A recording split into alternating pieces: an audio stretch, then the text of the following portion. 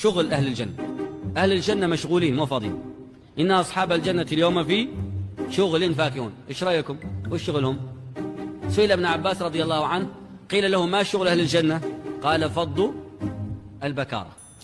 أنت تتكلم جد؟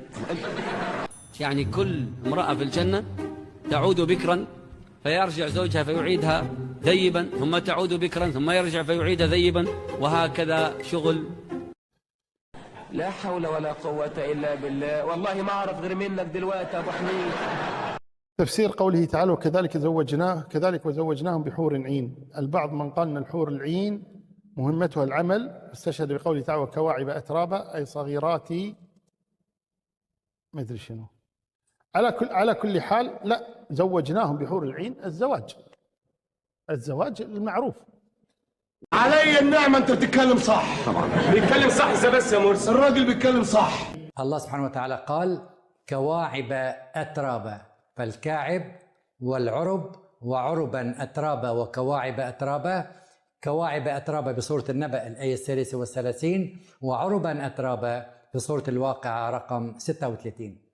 ففي الطرفين عربا أترابا وكواعب أترابا، في الجهتين أترابا. وأترابا يعني صديقات وليس زوجات. نقول بكل بساطة والجميع يفهم هذه العبارة: يلعب الولد مع أترابه، يعني مع أصدقائه.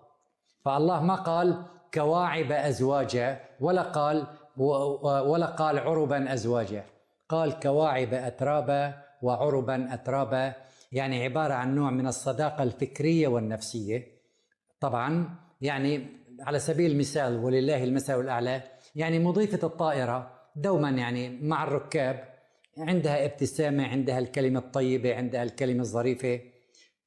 فلا يعني انه اذا كان الانسان راكب بالطائره والمضيفه ابتسمت له يعني صارت مرته وخلص، وشركه الطيران ما عاد لها علاقه مع هالمضيفه وهو فقط صار زوجة، لانه فقط واذا النفوس زوجت حسب سوره التكوير.